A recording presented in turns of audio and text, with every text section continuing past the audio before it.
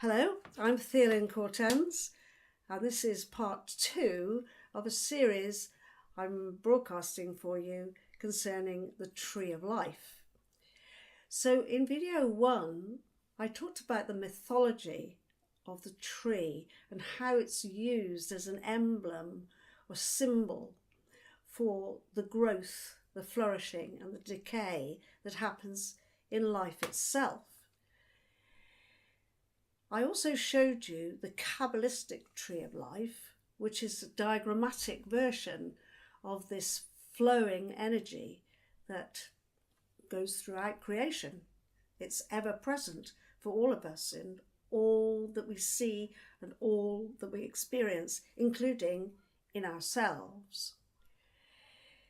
So in this second part, I'm going to elaborate a little bit more on the Kabbalistic mechanism, if you like, and explain it in a bit more detail. So there won't be quite so many pretty pictures, rather some more diagrammatic illustrations. But I would like you to stay with it, because in part 3, I'll be showing you how the archangels relate to this flow. And so the overall plan for these videos that I'm making is to help you see how these old mystical ideas can support us when we look at our own life, when we look at a potential journey towards feeling more integrated, towards experiencing our own radiance.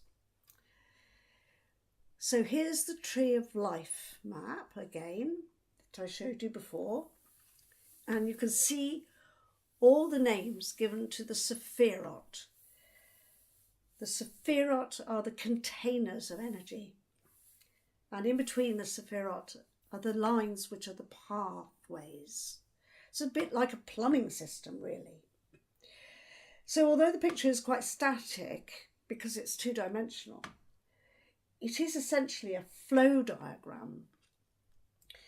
The idea is that Schaefer, which is translated as divine flow or ever flow, sometimes divine sustenance, sometimes divine blessings, that is a continual flowing energy, which we could liken to water. So it flows through the pathways. It collects in the reservoirs or containers, the Sephirot, and then it moves on, continually circling from above to below and back again in a never-ending cycle.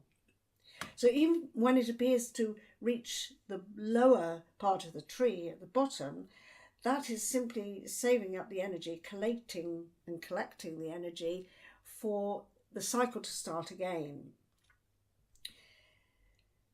So now I'm going to show you some more fine detail. Last time I explained the concept of 3 levels of non-being. This is the divine outside materiality, which is the source of all creation. So you may remember seeing this in the previous video. So we have Ein Sof, and Ein Sof Or. And these are roughly translated as no thing. This is a bit the equivalent of the void, which you come across in other traditions. And then Ein Sof is limitless nothing. And then Ein Sof Or is limitless light. Now the energy that emerges from this nothingness, but which also has light, is channeled into the top sephira of the Tree of Life, which is called Keter, the crown. I'll just show you now a different representation of Keter that you could consider. This is the Taoist symbol, which shows us yin and yang. as dual but complementary qualities. So the energy in Keta is rather like this because it contains the possibility of the light and the dark. So let's go back to the top of the Tree of Life, this section here, which shows us that the direction of the energy begins to flow outwards towards the pillar which is described as active. We could call it yang. And then it returns to the yin pillar, the passive pillar. So this is where duality begins. We have container, which has both light and dark in it, and then we have a pillar where one separates and then the other goes off to the other side. This is where duality begins. So this is the primary triangle of creative possibility. This is where the energetic triangle of light and dark separating into two allows a creative opportunity, because we cannot have creation without contraries or complements or oppositions. We cannot have creation without light or without dark. So in this next diagram, I've added another circle.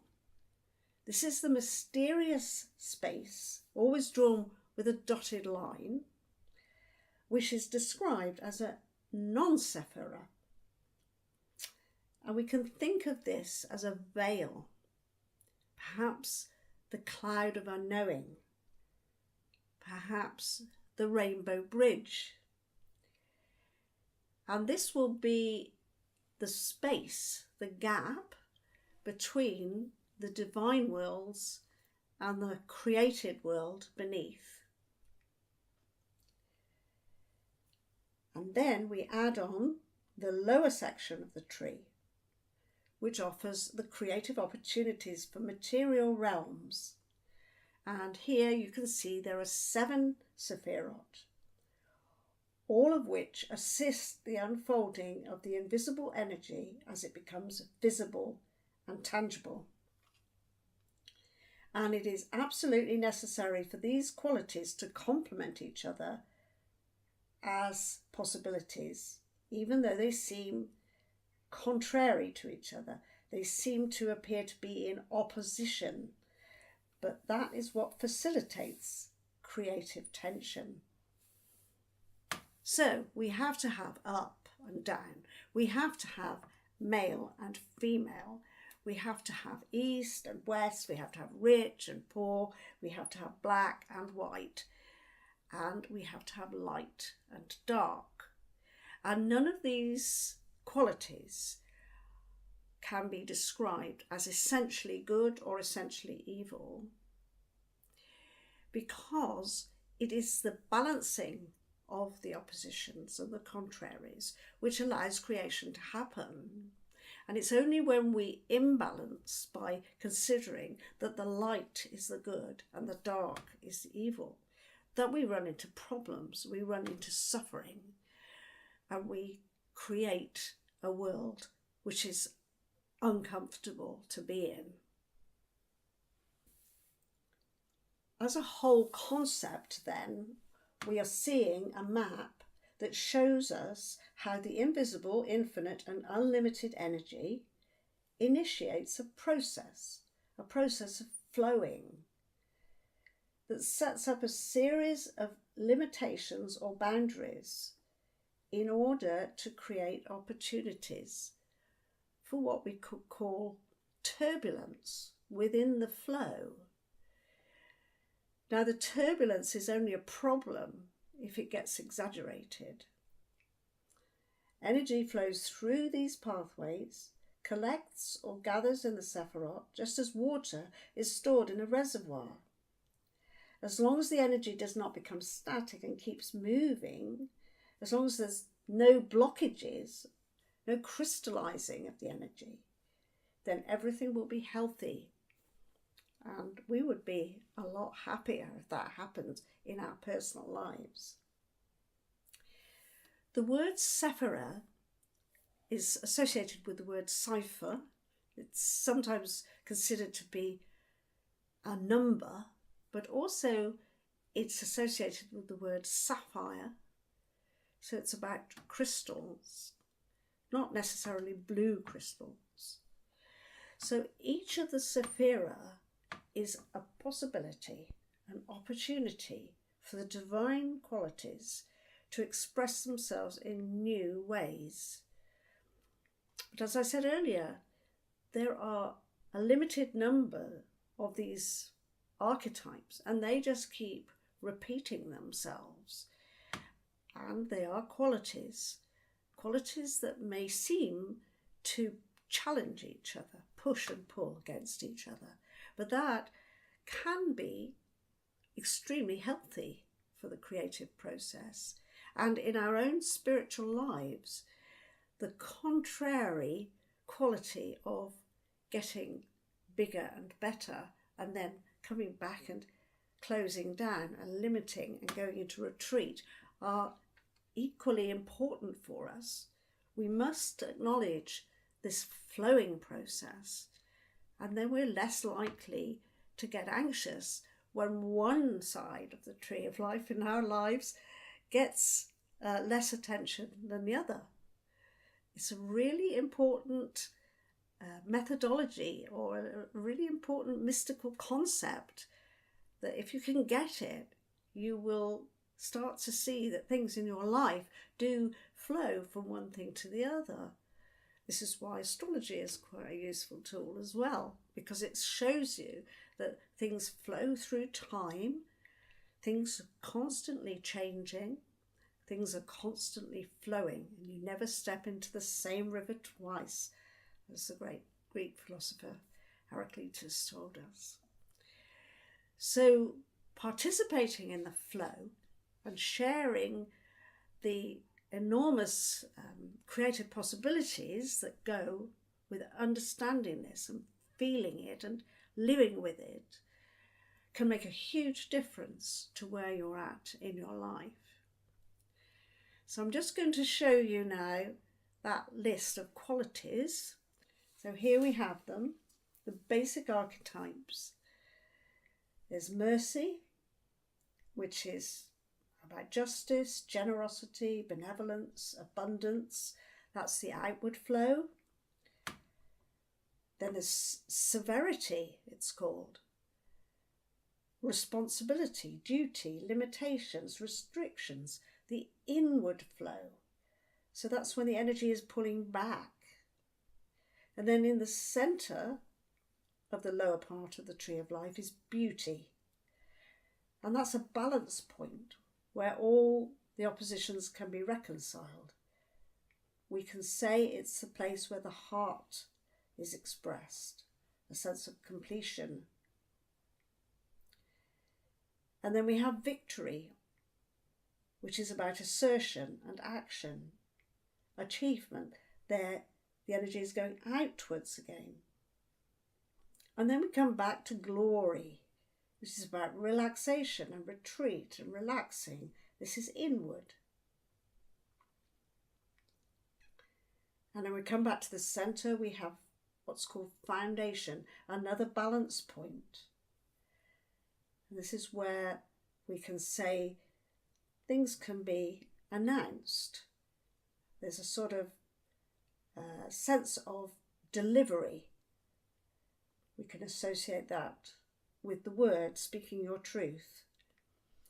And then finally at the bottom we have the kingdom. We have the crown at the top, we have the kingdom at the bottom. This is about manifestation, delight, results, being there. So it reflects the crown and contains both the yin and the yang.